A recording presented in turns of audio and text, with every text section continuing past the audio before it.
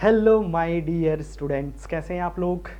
बच्चों, आज के इस वीडियो में मैं जा रहा हूं डिस्कस करने disorder related to pituitary glands. बच्चों, ये मेरा सीरीज चल रहा है जिसमें मैं ह्यूमन फिजियोलॉजी से रिलेटेड आपके जितने भी डिसऑर्डर है जो कि अभी तक एनसीईआरटी में है और जो अभी तक क्वेश्चंस में आ चुके उन पे डिस्कशन चल रहा है बच्चों। तो चलो मैं स्टार्ट करता हूँ disorder related to the pituitary glands.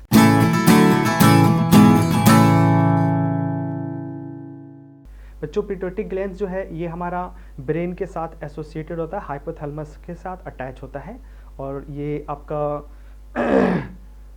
Sculls में प्रेजेंट होता है तुम्हारा, ठीक है।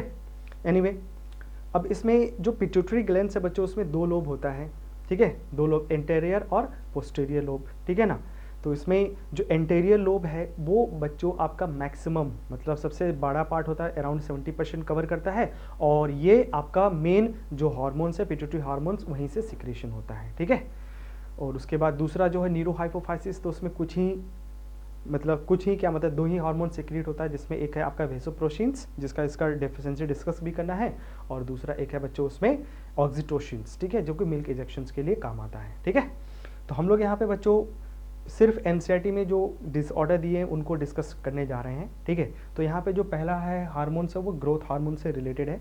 तो ग्रोथ हार्मोन्स बच्चों एंटीरियर पिट्यूटरी से सिक्रीट होता है, ठीक है, और इसका मेन जो रोल होता है बच्चों वो हमारे ग्रोथ, ओवरऑल जो ग्रोथ होता है उसको ये देखभाल करता है तुम्हारा और इसी के इन्फ्लुएंस में होता है। तो ग्रोथ एक्चुअली में जैसे जो हाइट बढ़ना या बोन इलोंगेशन है या मसल्स डेवलपमेंट है या प्रोटीन, कार्बोहाइड्रेट, लिपिड वगैरह जो भी बॉडी में बनता है वो ग्रोथ हार्मोन प्लस थायरॉक्सिन जो मेजर मेटाबॉलिक हार्मोन्स हैं, तो वो दोनों मिलके करते हैं बच्चों, ठीक है। तो यहाँ पे हम लोग डिस्कस करते हैं डिजीज़ क्या है।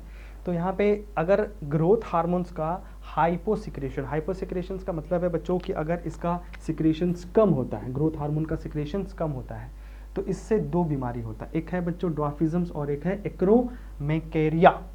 अब ये दोनों जो डिसऑर्डर है बच्चों ये एज पे डिपेंड करता है। अगर बिफोर प्यूबर्टीज अगर ग्रोथ हार्मोन्स का सिक्रेशंस कम हो जाए, मतलब इसमें ग्रोथ हार्मोन्स की कमी हो जाए बिफोर प्यूबर्टीज का मतलब है यहाँ पे बच्चों सेक्सुअल मैच्योरेशन। अगर मान लो सेक्सुअल मैच्योरेशन से पहले अगर ग्रोथ हार्मोन की डेफिशिएंसी होता है तो यहाँ पे ड्वार्फिज्म्स कॉज होता है बच्चों।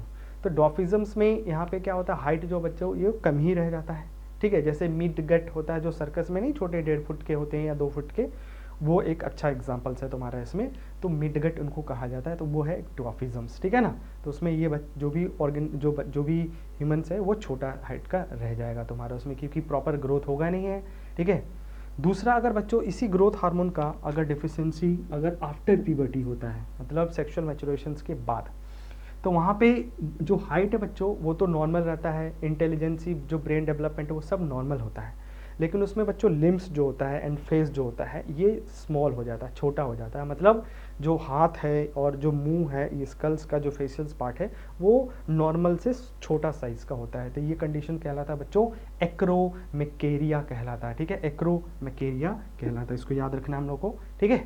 उसके बाद अगर मान लो ग्रोथ हार्मोन्स का जो सिक्रेशन है बच्चों अगर ज़्यादा हो जाए, तो ज़्यादा के लिए हम लोग बोलते हैं हाइपर सिक्रेशन। हाइपर सिक्रेशन मतलब ग्रोथ हार्मोन्स क्या है, एक्सेस क्वांटिटी में सिक्रीट हो रहा है। तो उसका भी इफेक्ट बच्चों यहाँ पर हम लोग दो तरीके से देख सकते हैं, वही बिफोर प्यूबर्टीज एंड आफ्टर प्यूबर्टीज देख सकते हैं। बिफोर प्यूबर्टीज होता है तो उसको बोलते हैं जाइगेंटिज्म्स, ठीक है ना। जाइगेंटिज्म्स मतलब इसमें जो ऑर्गेनिज्म है बच्चों, जो ह्यूमंस है, जो पर्सन है वो एबनॉर्मली काफ़ी बड़ा हो जाता है। इसमें क्या होता है, ग्रोथ बहुत ज़्यादा होने की वजह से इसके बोन इलोंगेशंस वगैरह होता है, बहुत काफ़ी तेज़ होता है। तो ये बचपन में ही क्या होता है, काफ़ी बड़ा हाइट का होने लगता है तुम्हारा। तो इसमें हाइट जो होता है वो एबनॉर्मली काफ़ी बड़ा हो जाता है। जैसे खली जो है, महाबली खली, उसका बॉडी देखा होगा, उसमें नॉर्मल से काफ़ी बड़ा हुआ। तो वो इंडिया का एक हमारा वन ऑफ द एग्जाम्पल्स है जाइगेंटिज्म्स का, ठीक है। तो इसमें हाथ पैर सारे बड़े हो जाते हैं, फेशियल पार्ट बड़ा हो जाता है, इवन ये जो माउथ वगैरह पार्ट होता है ये थोड़ा इलोंगेटेड हो जाता है तुम्हारा इसमें, ठीक है। आई बात समझ में? तो that's condition is known as gigantisms, ठीक है, जाइगेंटिज्म्स। दूसरा, अगर आफ्टर प्यूबर्टीज होता है बच्चों, आफ्टर प्यूबर्टीज अगर ग्रोथ हार्मोन्स एक्सेस सिक्रीट होता है तो उस केस में क्या होगा, हाइट जो है वो नॉर्मल रहता है बच्चों, लेकिन जो लिम्ब्स पार्ट होते हैं, हाथ पैर जो होता है, स्पेशली हाथ वाला जो पार्ट होता है वो काफ़ी लंबा हो जाता है। ये जो जॉ होता है ये प्रोट्रूडेड इलोंगेट हो जाता है, नाक बड़ा हो जाएगा आपका बच्चों, ये फेस जो होता है जस्ट लाइक अ गोरिल्ला के जैसा दिखता है, गोरिल्ला लाइक फेस वगैरह फेस इसमें हो जाता है। ठीक है बच्चों, तो ये है आपका एक्रोमेगेलिया। तो कन्फ्यूज मत होना, एक्रोमैकेरिया है और एक्रोमेगेलिया, ये दो अलग अलग हो गया बच्चों। ये बिफोर प्यूबर्टीज है, सॉरी ये आफ्टर प्यूबर्टीज, ये भी आफ्टर प्यूबर्टीज, बट ये आपका ग्रोथ हार्मोन की कमी से हो रहा है, ये ग्रोथ हार्मोन के एक्सेस के वजह से होता है तुम्हारा इसमें। ठीक है ना। और इसमें अगर मान लो बच्चों क्या हो गया, इस ग्रोथ हार्मोन एक्सेस जो है अगर उसका इफेक्ट अगर आपका वर्टिब्रल कॉलम पे हो जाता है तो वर्टिब्रल कॉलम एबनॉर्मली लंबा हो जाता है, तो इस तरह से क्या होगा, ये ऐसे झुक जाता है बच्चों, जो होता है झुक जाएगा तुम्हारा इसमें। ठीक है, तो काफ़ी लॉन्गेटेड हो जाता है, उसको हिंदी में तो कुबड़ा कहते हैं, तुम्हारा कुबड़ा टाइप का हो जाएगा इसमें। नेक्स्ट उसके बाद है बच्चों आपका हाइपर सिक्रेशन ऑफ एडीएच। ठीक है ना, एडीएच, और दूसरा या इसी को हम लोग कहते हैं वेसोप्रेसिन्स कहा जाता है। एडीएच का फुल फॉर्म होता है एंटी डायरोटिक हार्मोन्स होता है बच्चों, एंटी डायरोटिक हार्मोन्स, ये मैं लिखता लिखता भूल गया था इसमें, एंटी डायरोटिक हार्मोन्स।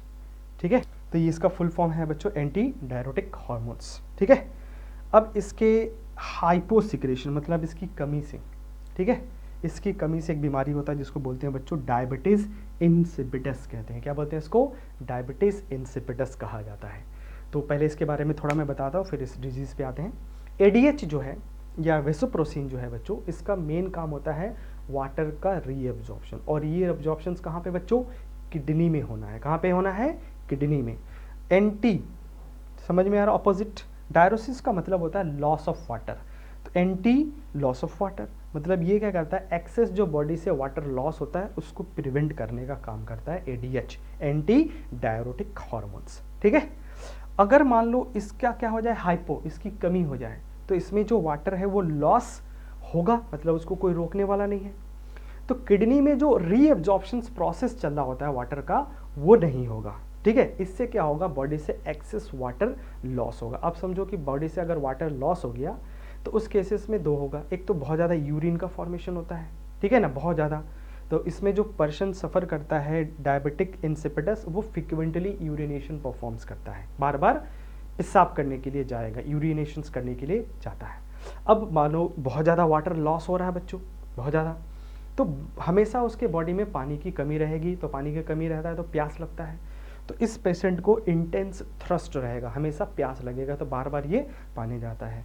तो क्या हुआ, दो इसका सिम्टम्स क्या हो गया, एक तो फ्रीक्वेंट यूरिनेशन और दूसरा इंटेंस थ्रस्ट, बहुत ज़्यादा जोर से प्यास लगा हुआ रहता है, तो ये पर्सन बार बार पानी पीता रहता है तुम्हारा इसमें। ठीक है, तो इसमें क्वेश्चंस आ सकता है बच्चों, ऐसे याद रखना कि अगर किसी पर्सन ने खूब ज़्यादा पानी पी लिया है तो उसके बॉडी में क्या होगा, एडीएच का सिक्रेशन ज़्यादा या कम, जल्दी सोचो।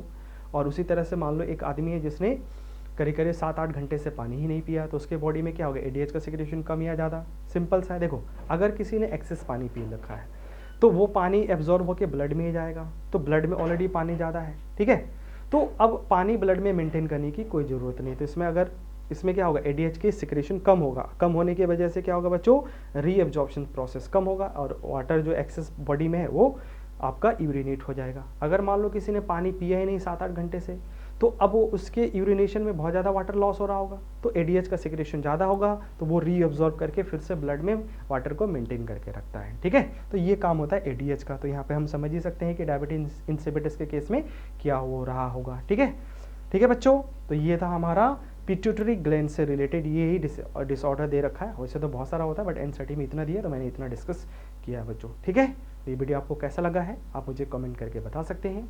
अगर आप मेरे चैनल पे नए हैं तो मेरे चैनल को सब्सक्राइब करिए, बेल आइकन दबाइए, नए वीडियो का नोटिफिकेशन पाइए और लाइक करिए और शेयर करिए बच्चों। ठीक है, इसी के साथ मैं ये वीडियो समाप्त करता हूँ। नेक्स्ट वीडियो में मिलते हैं बच्चों नए टॉपिक के साथ, तब तक के लिए ऑल द बेस्ट बच्चों, बाय बाय।